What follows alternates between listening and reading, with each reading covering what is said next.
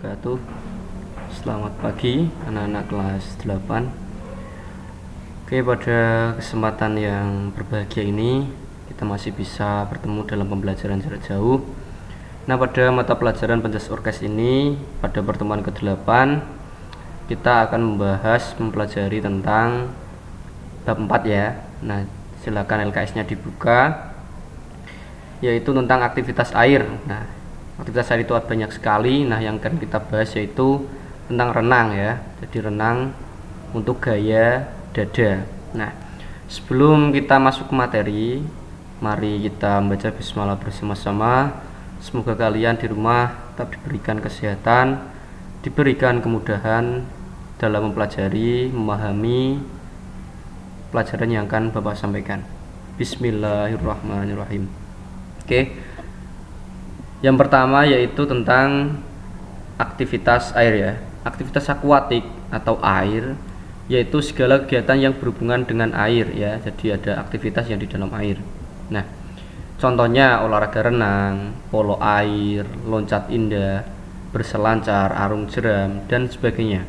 Yang intinya kegiatan atau olahraga yang berkaitan dengan air. Nah, olahraga renang semakin lama semakin berkembang dan tersebar luar hampir ke seluruh negara termasuk Indonesia, sehingga bermunculan perkumpulan-perkumpulan renang ya, atau komunitas-komunitas renang. Nah, oleh karena itu pada tahun 1908 didirikanlah perserikatan atau perkumpulan renang di seluruh dunia dan dikenal dengan singkatan FINA ya, FINA. Kepanjangannya Federation International de Nation Amateur. Nah, ini untuk perkumpulan tingkat dunia. Nah, sedangkan pada tahun 1951 didirikan Persatuan Berenang Seluruh Indonesia, disingkat PBSI. Ini awalnya. Nah, terus kemudian pada tahun 1956 PBSI diganti atau diubah menjadi PRSI, yaitu Persatuan Renang Seluruh Indonesia. Kenapa namanya dari PBSI dipindah ke PRSI, Pak? Nah, jadi PBSI itu sudah ada dari dulu, yaitu kaitannya dengan Persatuan Bulu Tangkis. Nah, terus namanya diubah menjadi PRSI, Persatuan Renang Seluruh Indonesia, pada tahun 1966 ya. Oke. Sekarang jenis-jenis olahraga renang ya. Untuk gaya-gayanya itu ada 4. Yang pertama, gaya dada atau biasa dinamakan gaya katak ya. Nah, ini yang akan kita bahas nanti. Kemudian ada gaya bebas atau crawl. Kemudian gaya punggung, back crawl. Kemudian gaya kupu-kupu. Nah, ini ada 4 ya anak-anak, jadi dipahami ya, dipelajari juga. Kemudian setelah kita mengetahui renang itu aktivitas apa, nah sekarang manfaatnya olahraga renang itu apa sih? Nah, itu yang pertama, bentuk keterampilan bela diri manfaatnya. Kemudian bentuk rekreasi, bentuk kesehatan dan kebugaran tubuh. Nah, yang terakhir bentuk olahraga prestasi. Nah, jadi tidak hanya untuk keterampilan saja, tidak untuk rekreasi saja, jadi juga untuk kesehatan dan juga untuk prestasi. Nah, misalkan kalian ingin mendalami renang, kalian bisa meningkatkan prestasi kalian dengan mengikuti lomba, event-event seperti itu.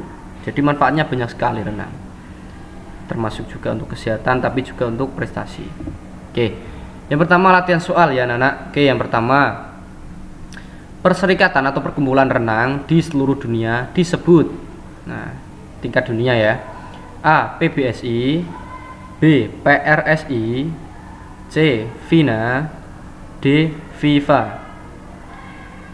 Oke, yang kedua, nomor 2, soal nomor 2. Kepanjangan dari FINA adalah A. Federation International de Nation Amateur, B. Federation International de Nation Amateur, C. Federation International de National Amateur, D. Federation International de Nation Amateur. Nah, ini nomor 2, kepanjangannya FINA. Penulisannya yang benar seperti apa? Diperhatikan ya. Oke, soal nomor 3. Berikut macam-macam gaya dalam renang atau macam-macam gerakan gayanya, kecuali A. Gaya dada, atau katak, B. gaya bebas atau crawl, C. gaya punggung back crawl, D. gaya batu. Ya, itu untuk nomor 1 sampai 3 soalnya. Kemudian renang gaya dada. Nah, ini pengertiannya. Oke. Pengertian gaya dada atau gaya katak, yaitu berenang dengan posisi dada menghadap ke permukaan air, namun berbeda dari gaya bebas. Batang tubuh selalu dalam keadaan tetap. Nah, jadi dada itu menghadap ke air ya. Jadi menghadap ke bawah ke air. Kemudian kedua belah kaki menendang ke arah luar, sementara kedua belah tangan diluruskan ke depan. Nah, jadi ketika menendang itu keluar. Kalau gaya bebas kan ke bawah bergantian ya. Kalau ini keluar ke samping. Nah, kedua belah tangan dibuka ke samping seperti gerakan membelah air agar badan maju lebih cepat ke depan. Nah, jadi gerakannya bergantian anak-anak. Jadi setelah kaki melakukan tendangan ke samping, kemudian tangan bergantian terus. Gerakan tubuh meniru gerakan katak sedang berenang sehingga disebut gaya katak. Nah, jika kalian sering melihat katak ya di air atau di kolam atau apa, nah itu seperti itu gerakan kataknya. Maka kenapa disebut gaya katak? Karena gerakannya hampir mirip, bahkan mirip ya untuk gerakan katak gitu. Nah, terus pernafasannya, nah ini yang sangat penting karena kalau tidak nafas nanti bisa berbahaya ya. Pernafasan dilakukan ketika mulut berada di permukaan air. Nah, setelah 1 kali gerakan tangan kaki atau 2 kali gerakan tangan kaki. Nah, jadi ketika gerakan kaki dan tangan 1 kali atau 2 kali diselingi dengan ambil nafas ya. Seperti apa sih gerakannya? Nah seperti ini. Nah, ketika ini tadi ya, gerakan 1 tangan kaki, kemudian ambil nafas. Nah, bergantian anak-anak. Jadi ini kaki tendang lurus, nah kemudian tangan, ini ambil nafas ketika ditarik ke atas. Seperti itu, bergantian ya. Tuh. Oke, sekarang manfaat renang gaya dada ya. Alasan mengapa renang gaya dada menjadi salah satu yang paling populer atau favorit adalah gerakannya yang sederhana dan mudah dipahami. Nah, jadi gampang dilakukan ya. Kalau kalian sering melakukan seperti ini gerakan ini di rumah, jangan di air ya karena berbahaya kalau tidak bisa. Bahkan bagi mereka yang baru belajar berenang maupun atlet sekalipun bisa mengatur sendiri kecepatan gerakan saat berenang gaya dada. Nah, jadi sangat mudah. Ya. Nah, sekarang untuk manfaatnya gerak renang gaya dada banyak sekali. Yang pertama, menurunkan berat badan, hemat energi juga karena gerakannya santai ya, rileks seperti ini.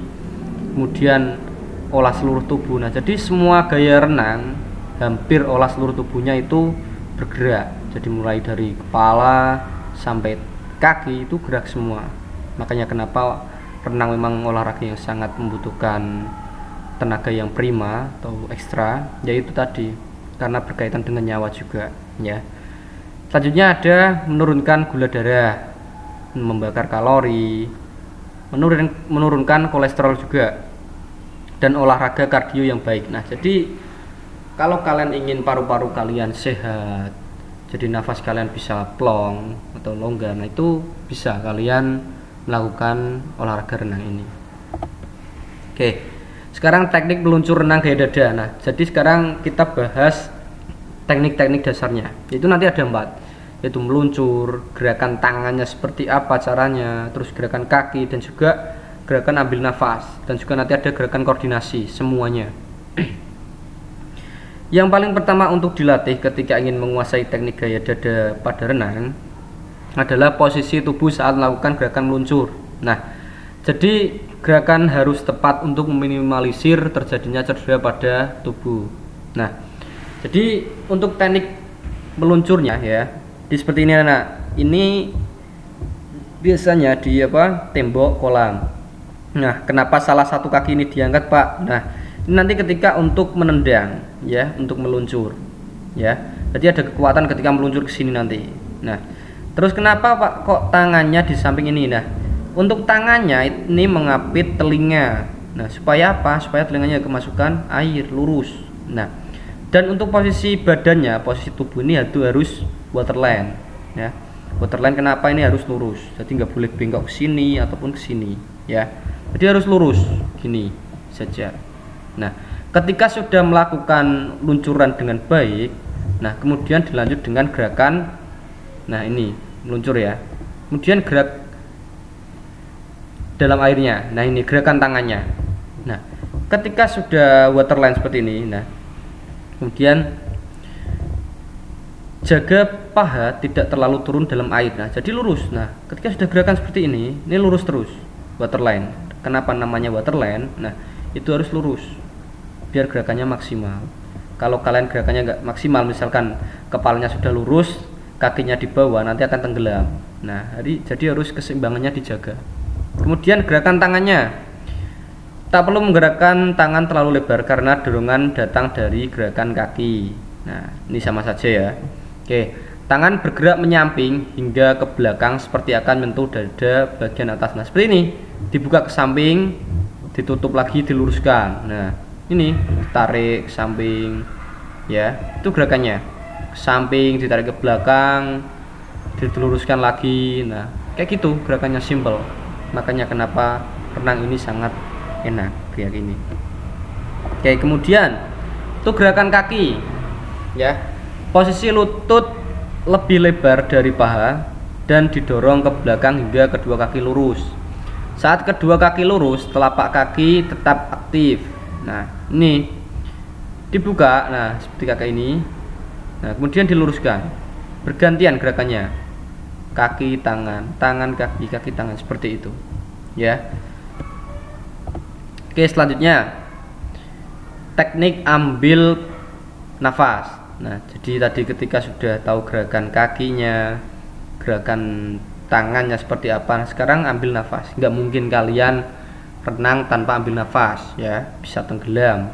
Oke, angkat kedua bahu untuk mengangkat wajah sehingga dapat mengambil nafas. Nah, biarkan kepala naik ke permukaan air secara alami untuk menghindari nyeri punggung. Tarik nafas dari hidung dan buang dari mulut saat wajah masuk ke dalam air. Nah, jadi ini ya anak-anak. Nah, kepala ketika ditarik seperti ini, nah ketika gerakan tangan ini masuk, diangkat, nah untuk ngambil nafas. Nah, kemudian buangnya di mana Pak? Nah, ketika sudah mengambil, nah keluarkannya di dalam air. Ketika kepala sudah dimasukkan ke air lagi, gitu ya, bergantian. Jika kalian sudah terbiasa, nah jadi melakukan renang gaya dada, akan tahu kapan harus menggerakkan tangan dan kakinya secara bergantian. Nah, yang terpenting adalah memastikan tubuh terus bergerak maju dalam air secara aktif. Nah, jadi mau ambil nafas ketika tangan ditarik ataupun apa itu, kalau sudah terbiasa nanti terbiasa sendiri. Jadi gerakannya itu tidak berbarengan, seperti gaya bebas itu kan harus bareng. Nah, jadi tangannya, kaki itu bergantian ya. Oke, kemudian teknik gerakan koordinasi. Nah, koordinasi ini apa sih? Nah, jadi koordinasi ini serangkaian kegiatan yang jadi satu. Jadi gerakan kaki, tangan, nafas dikoordinasikan langsung ya.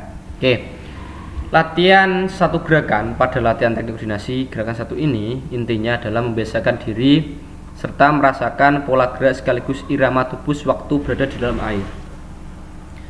Pada latihan satu gerakan artinya adalah perenang pemula perlu melatih satu gerakan tangan yang kemudian bisa ia lanjutkan dengan satu gerakan kaki. Nah, jadi latihannya tidak semua langsung dilatih, jadi satu persatu dulu, step by stepnya. Jadi latihan tangan kalau sudah piawai, sudah terbiasa, kemudian baru latihan gerakan kaki. Nah, itu dilatih terus. Kemudian ketika sudah menguasai latihan kaki dan juga tangan, kemudian latih pernafasan. Nah, itu nanti terbiasa sendiri ya. Latihan dua gerakan plus satu gerakan kaki pada latihan satu ini perlu adanya konsistensi. Nah, kalau kalian konsisten ya, nanti akan kalian terbiasa sendiri. Jadi mau gerakan kaki terus tangan, terus gerakan pernafasan ambil nafas ketika diantara selang-selang itu, nah nanti terbiasa sendiri. Intinya terbiasa ya. Oke, sekarang yang terakhir latihan soal nomor 4. Berikut termasuk manfaat renang gaya dada, kecuali A. Menurunkan kolesterol, B. Menurunkan berat badan, C. Menurunkan gula darah, D. Menurunkan lemak. Soal nomor 5, cara ambil nafas yang benar dalam renang gaya dada yaitu A. Tarik nafas dari mulut, B. Tarik nafas dari hidung, C. Tarik nafas dengan perut, D. Tarik nafas dengan telinga. Nah ini ya anak-anak, jadi soal-soalnya silakan kalian pahami, kalian kerjakan nanti di Google Form yang linknya ada di bawah video ini. Dan juga jangan lupa dikerjakan soal-soal yang di LKS ya, biar kalian paham materi-materi yang akan keluar nanti ketika UAS. Nah untuk pertemuan ke-8 ini Bapak cukupkan. Apabila masih ada yang bingung silakan nanti diulang videonya ya, di tengah-tengah tadi sudah saya jelaskan semuanya, juga di LKS ada semua. Silakan dibaca. Sekian, wassalamualaikum warahmatullahi wabarakatuh.